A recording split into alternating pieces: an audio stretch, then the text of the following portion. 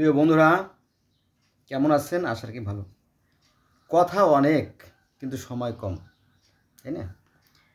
আমি মুসলমানের সন্তান। আমাদের ধর্মে প্রথম মানব হচ্ছে আদম, আর প্রথম মানব হচ্ছে হবা। ওদিকে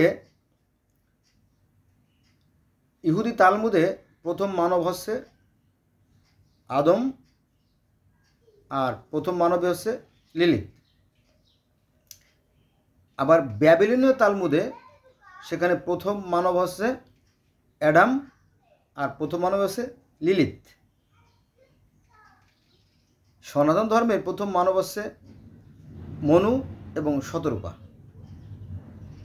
আবার গ্রিক ধর্ম, রোমান ধর্ম যদি আমরা যাই, সেখানে প্রথম মানবই আছে কি প্যান্ডোরা, তাই না? আর প্রথম মানব হচ্ছে আপনার প্রমিথুস। জটিল বিষয়, তাই না? যাক, ওখানে মূল কথায় যাই। সেটা হচ্ছে যে আজ থেকে প্রায় 5700 বছর আগে মেসোপটেমিয়ায় আর যে ইউফ্রেটিস এবং টাইগ্রিস যে নদী, অর্থাৎ বর্তমান যে ইরাক, সেখানে এক সভ্যতা গড়ে ওঠে এবং তাদের ধারণা যে পৃথিবীটা চাকতির মতো, পৃথিবীটা একটা চাকতির মতো, পৃথিবীটা চাকতির মতো, এরকম একটা বিশ্বাস ছিল। আর সেখানে মানুষের বসবাস ছিল প্রায় 16,000 বছর। কত? 16,000 বছর আগের থেকেই মানুষের বসবাস। এমনকি অনেক অনেক উৎস থেকে জানা যায় যে পৃথিবীর প্রথম মানবীকে এই ইরাকের একটা যে দজলা ফুরাত আছে, এর পার্শ্ববর্তী যে জায়গাটা এদন নামক একটা জায়গা আছে, ইডেন নামক একটা জায়গা আছে, সেখানে প্রথম মানবীকে তৈরি করে রাখা হয়। পরবর্তীতে যেহেতু পৃথিবী ছিল নতুন, পরবর্তীতে ঝড় বৃষ্টি বন্যা জলশ্বাসের কারণে আস্তে আস্তে আস্তে সেই যে উঁচু যে টিলার মতো যে পাহাড়ের মতো জায়গায় ওরা বসবাস করতো, সেই মাটিগুলো ধুয়ে ধুয়ে নিচে একটা সমতল ভূমির তৈরি হয়, তারা সেখানে নেমে আসে। এইটাকে কোরআনে অবতরণ হিসেবে উল্লেখ করা হয়েছে। বোঝা গেছে? এইটার বিষয়। তো জান্নাতটা পৃথিবীতেই ছিল।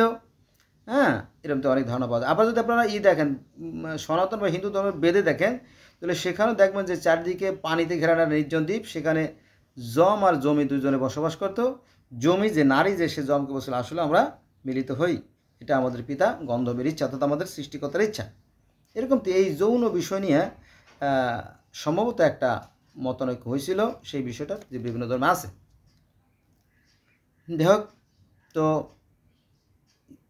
সেই 16,000 বছর আগে ও মানুষ বিশ্বাস করতো যে পৃথিবীটা চাকতির মতো গোল, আকাশে স্বর্গ এবং নরকের যে ধারণা, এটা কিন্তু আরও হাজার হাজার বছর আগে। কত? 16,000 বছর আগে। এটা কিন্তু আমার বানানো কথা না, যে আমি বানাই বলতেছি বা আমি উপন্যাস লিখি বা কিস্সা কাহিনী লিখি, তা না। এটা হচ্ছে আপনার ব্যাবিলনীয় যে তালমুদ, সেই তালমুদ থেকে আমি তথ্যগুলো সংগ্রহ করছি। তো সেখানে বিশ্বাস করা হয় যে আকাশে আছে স্বর্গ আর পাতালে আছে নরক। আকাশে স্বর্গ আর পাতালে নরক, অনেকটা সনাতন ধর্মের মতোই, তাই না? তো সনাতন ধর্ম বলা হয় যে ঊর্ধ্বদেশে আছে স্বর্গ আর অধোদেশে আছে নরক। এখন আমাদের আবার কারি ইব্রাহিম সাহেব, তারপরে লুৎফর রহমান সাহেব, তারপর প্রফেসর মুজাল্লাম সাহেব, অনেকেই বলে থাকেন যে হ্যাঁ, ঘটনা সত্যি, যে নরকের সন্ধান মাটির তলে আছে। কারণ রাশিয়ার একদল বিজ্ঞানী মাটি খুঁড়তে গিয়ে পৃথিবীর নিচে নরকের সন্ধান পাইছে, এবং সেখানে মানুষের সেই চিৎকার, কোলাহল, কান্নাকাটি শব্দ, এটা প্রমাণ করে যে নরকটা পৃথিবীর গভীরে আছে। যাক, প্রকৃত সত্য আমরা জানি না। তাহলে আকাশে স্বর্গ আর পাতালে নরক, তাহলে আপনার ইহুদি তালমুদ, ব্যাবিলনীয় তালমুদ, তারপরে আপনার মিশরীয় তালমুদ, এরপরে আপনার গ্রিক ধর্ম, সনাতন ধর্ম তো মিলে যায়, তাই না? ইসলাম ধর্মের সাথে মেলে না। কারণ ইসলাম ধর্মের সাথে মেলে না কেন? কারণ ইসলাম ধর্মে বলা হয়েছে যে নবী মুহাম্মদ সাল্লাল্লাহু আলাইহি ওয়াসাল্লাম মিরাজে দিয়ে স্বর্গ নরক ঊর্ধ্ব আকাশে দেখে আসছে। এটা মেলে না। আবার যদি আপনারা কোরআন শরীফ পড়েন, তাহলে কোরআন শরীফে বলা হয়েছে যে কিয়ামতের দিন, যেদিন কিয়ামত হবে, সেদিন এই নরককে প্রকাশিত করা হবে, বিকশিত করা হবে, উন্মোচন করা হবে, আবিষ্কার করা হবে। ঠিক আছে, আমি যেহেতু বিভিন্ন ধর্মের ছাত্র আর কোরআন শরীফ তো যথেষ্ট আমাকে জানতে হয় আর কি, যদিও আরবি সুন্দর করে বলতে পারি না, বাংলাটা আমার মুখস্থ আছে, এই কথা আছে, কিন্তু মেলে না। কারণ কোরআনের ভাষ্য মতোই মেলে না। কারণ কোরআন বলতেছে যে কিয়ামতের দিন দোজক বা নরককে প্রকাশিত করা হবে, এখনও প্রকাশিত হয় নাই। তো সেই হিসেবে মিরাজে গিয়ে দেখে আসছেন, এটার সাথে মেলে না। তারপরে যদি কেউ মিলাইতে চায় সেটা তার একান্ত ব্যক্তিগত ব্যাপার, এখানে আমাদের কোনো বাধা নিষেধ নাই। তাহলে আকাশে স্বর্গ আর পাতালে নরক, দেবতাকে ওই যে যারা দেবতা অর্থাৎ ঈশ্বরের যারা কর্মচারী তাদেরকে ফসলের 10 ভাগের 1 ভাগ দিতে হবে। অর্থাৎ যারা পুরোহিত ধর্মগুরু যারা তারা হচ্ছে দেবতা, যারা পুরোহিত ধর্মগুরু তাদেরকে 10 ভাগের 1 ভাগ দিতে হবে ফসল, এরকম একটা নিয়ম ছিল। এখানে একটা কথা মনে পড়ে যায় যে গ্রিক ধর্মের যে স্বর্গের দেবতা জিউস, সে বলছিল দেখো মানুষেরা, তোমরা যখন পৃথিবীতে ফসল ফলাবা তখন তার একটা অংশ তোমরা ভোগ করবা আর একটা অংশ আমরা ভোগ করব। তারপরে একবার একটা গরু জবাই দেওয়া হলো। গরু জবাই দেওয়ার পরে ওই প্রমিথিউস কী করছে জানেন, ওই প্রমিথিউস গরুর যে ভালো ভালো মাংসগুলো সব নিজের ভাগে নেছে, আর হাড্ডি যেগুলো হাড্ডি তারপরে চর্বি যেগুলো অখাদ্য, একটু মানে অখাদ্য বললে ভুল হবে, যেটা আপনার খাওয়ার যোগ্যতা কম, ওই জাতীয় যে সমস্ত জিনিসপত্র ওইগুলো দেবতাদেরকে দেশে দিয়ে উপরে একটু মাংস দিয়ে দিছে। তো উপরে তো বোঝার উপায় নাই যে ভিতরে মাংস আছে কিনা। পরে যখন দেবতারা হাত দিয়ে খান না, ওনারা জ্বালাই দেন, আগুনে জ্বালায় পোড়াই দেন, ওইটাই ওনাদের খাওয়া হয়ে যায়। যেহেতু দেবতারা আগুনের তৈরি, নূরের তৈরি, জ্যোতির তৈরি, তাই না? তো তারপরে দেখা গেল যে ওই প্রমিথিউস চালাকি করছে। সে যে গরু জবাই দিছিল সেই গরুর যে মাংসগুলো সে নিজে নেছে, ভালো ভালো মাংসগুলো, আর হাড্ডি যেগুলো চর্বি যেগুলো বাজে অখাদ্য সেইগুলো দেবতাদের ভাগে দিয়েছে। তখন দেবতারা মাইন্ড করে, হ্যাঁ বেয়াদব, এত বড় কথা, এরকম একটা দ্বন্দ্বের কথা জানা যায়। আর একটা দ্বন্দ্বের কথা জানা যায়, একটা মানে গোল্ডেন আপেল নিয়ে জিউসের স্ত্রী, তারপরে এথেনা, তারপরে আফ্রিদিতি, এরকম তো অনেক দেবীদের মধ্যে একটা ঝগড়া হয়েছিল, যেটা কোরআনে আছে যে ওই যে গন্ধ ফল নিয়ে ঝগড়া হয়েছিল। এরকম ঝগড়ার কাহিনী পৃথিবীর অসংখ্য ধর্মে আছে, যদি আপনারা দেখতেন। দেখ আমরা সেখানে যাব না। এই যে মেসোপটেমিয়া বা সেই যে ব্যাবিলনীয় তালমুদ, সেখানকার ইতিহাস ঘাটলে দেখা যায় যে তারা অনেক উন্নত ছিল, কিন্তু আরও সেই 5700 বছর আগেও তারা কিন্তু অনেক অগ্রগতি লাভ করছিল। কারণ তারা ওই পাহাড়ের দাগ কেটে কেটে তারা হিসাব রাখত। এখান থেকে তাদের যে লেখনী পদ্ধতির যে আবিষ্কার, ওই যে আপনারা জানেন যে বিভিন্ন ধরনের চিত্রলিপি তারা তৈরি করত, পরে সেই চিত্রলিপিগুলো পরবর্তীতে বর্ণলিপি হিসেবে সারা বিশ্বে ছড়ায় যায়। তো তারা পাটিগণিত, বীজগণিত, গণনা, মিনিট, ঘন্টা, সময়, মাস, বছর, পঞ্জিকা, হ্যাঁ এগুলো তারা আবিষ্কার করেছিল। তারপরে তামা, ব্রোঞ্জ, কাঁচ, বাগান, হ্যাঁ এগুলো তারা হেমেটিক ভাষা, তাদের ভাষা ছিল কি ভাষা? হেমেটিক ভাষা। আমাদের কি ভাষা? আমাদের বাংলা ভাষা, তাই না?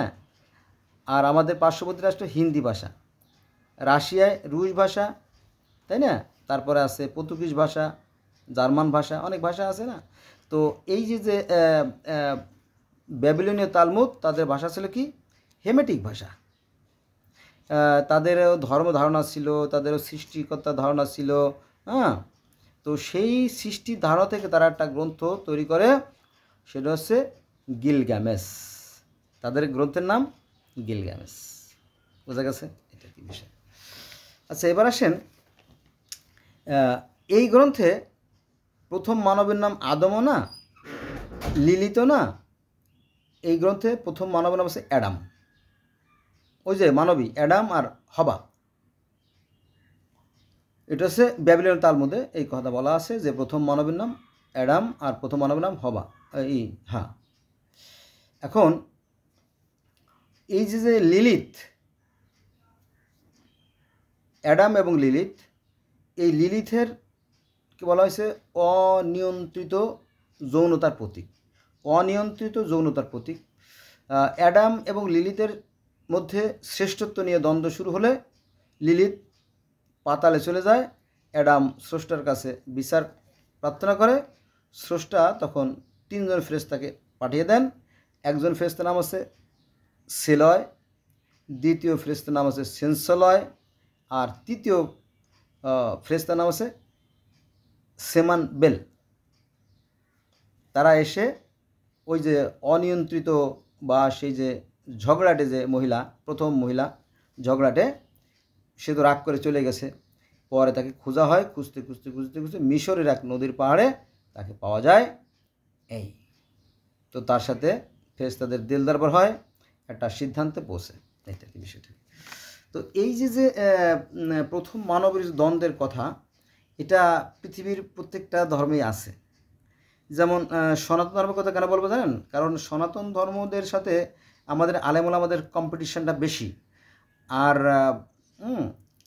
কথায় কথায় তাদের দোষ ধরে মানুষকে বোকা বানানোর চেষ্টা করে, এরকম একটা বিষয় আছে। তো সেখানে আমি দেখছি, আমি নিজে পড়ছি তো, ঋগ্বেদ, সামবেদ, যজুর্বেদ সব আমার পড়া আছে। তো সেখানে প্রথম মানবী যিনি, অর্থাৎ জমি, যে সে জমকে বলল আসো আমরা মিলিত হই, এটা আমাদের পিতা গন্ধর্বের ইচ্ছা। তো জমি বলল না না না না না না না না, এটা অসম্ভব, কারণ এই ধরনের কাজে আমরা এর আগে অভ্যস্ত ছিলাম না। আমরা যদি সেই সৃষ্টিকর্তার কাছে দোষী সাব্যস্ত হই তাহলে আমরা ধ্বংস হয়ে যাব। ঠিক আছে? তখন জম খুব ভালো ছিল, তো বলো যে না না না না, এটা সম্ভব না।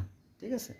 তো এখানে যে নারী পুরুষের যে মানে নারী পুরুষের যে যৌন আকর্ষণ বা যৌনতার যে বিষয়গুলো, এটা যেমন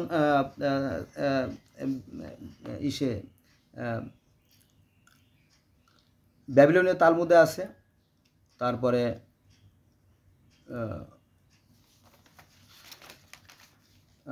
ইহুদিদের গ্রন্থে আছে, জেনেসিসে আছে, সনাতন ধর্মের কথা বললামই।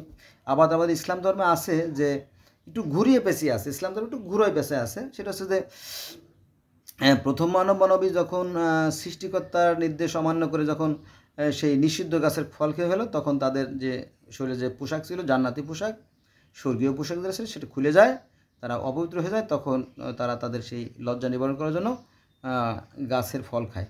এ নিয়ে অনেক মতভেদ আছে। হ্যাঁ, তখন এগুলো এক একজন এক একভাবে তাদের মনের মাধুরী মিশিয়ে তিল তিল করে প্রাকৃতিক সৌন্দর্য নিয়ে তারা তাদের মতো করে হাদিস লেখছেন। ফলে এই হাদিসের সাথে কোরআনের সংঘর্ষ অনিবার্য হয়ে গেছে। ফলে আলেমরা একদল আলেম আর আরেকদলকে কাফের করে, তুই কাফের করে, তোর বাপ কাফের, 14 গোষ্ঠী কাফের। এই নিয়ে চলছে আমাদের বাংলাদেশ, এটা নিয়ে চলছে আমাদের ইসলাম ধর্ম। এই হলো বিষয়। সে প্রকৃত অর্থ যাই হোক, প্রথম মানবের সাথে যে কোনো একটা সংঘাত হয়েছিল, এটা প্রমাণ করে। ঠিক আছে? আবার যদি আমরা গ্রিক ধর্মে যাই, রোমান ধর্মে যাই, সেখানেও কিন্তু এই ধরনের কাহিনী আছে। সেটা আছে এরকমটি যে ওই যখন প্রথম মানবীকে বানানো হয়, লিলিতকে বানানো হয়, লিলিত না, প্যান্ডোরা, গ্রিক ধর্মে প্যান্ডোরা প্রথম মানবী। তো বানানো হয়, বানানোর পরে যত দেবতারা ছিল, সেই দেবতারা তাদের সেই মানে বিশেষ অনুষ্ঠানে যোগ দেয়, তাদের বিবাহ অনুষ্ঠানে যোগ দেয়, এবং তারা সবাই একটা উপহার দেয়, সবাই দেবতারা মিলে একটা উপহার দেয়, যে তোমরা এই একটা বাক্স উপহার দেয়, যে এই বাক্সটা তোমরা কখনো খুলবা না, এই বাক্সটা খুললে তোমরা কষ্টে নিবেদিত হওয়া। কিন্তু তাদের যে কৌতূহল, কী দেশে বাক্সে কী থাকতে পারে বাক্সে, এক সময় সেই প্রমিথিউস এবং এই প্যান্ডোরা, ওরা সেই বাক্স খুলে ফেলে। ফলে বাক্সের মধ্যে থেকে রোগ, শোক, ব্যাধি, যন্ত্রণা, কাতরতা, ব্যথা, বেদনা, কষ্ট, ক্লেশ, হিম, নানান ধরনের জটিলতা সূচনা হয়ে যায়। তখন তাড়াতাড়ি সেই বাক্সটা বন্ধ করে। তো সবই প্রায় বেড়ে গেছিলো, তো আশা ছিল, আশা যে জিনিসটা, সেই জিনিসটা বাক্সের মধ্যে ছিল, তো বের হতে পারে নাই। পরে বাক্সটা আবার বন্ধ করে রাখছে, এই আর কি। তো এই যে দুঃখ, কষ্ট, বেদনা, রোগ, শোক, যাতনার মাধ্যমেও মানুষ সেই আশা নিয়ে বেঁচে থাকে। এটা হচ্ছে সেই গ্রিক পুরাণের কথা বা গ্রিক ধর্মের কথা। এরকম তো অনেক কথাই বলা যেতে পারে। তো বন্ধুরা, তো প্রথম আর আমরা বাস্তবে যদি এখন দেখি তাহলে এই যে নারী আর পুরুষের যে দ্বন্দ্ব, সংসারে যে কলহ বিবাদ, এটা নাই এমন একটা পরিবারও পাবেন না। ঠিক আছে? তবে আশার কথা হলো যে এই নারী আর পুরুষ অর্থাৎ প্রতিটা সংসারে স্বামী স্ত্রীর মধ্যে যত আন্ডারস্ট্যান্ডিং যত বেশি হবে, বোঝাপড়া যত বেশি হবে, ততই সংসারে সুখ শান্তি বিরাজ করবে। আর যদি মানে কেউ কাউরে না বোঝে, একজন আরেকজনে বুঝলো না, তখন সংঘাত অনিবার্য হয়ে ওঠে। এভাবেই চলছে পৃথিবী সৃষ্টির সংলগ্ন থেকে আজ পর্যন্ত, এবং ভবিষ্যতে হয়তো এভাবেই চলতে থাকবে। আল্লাহ হাফেজ।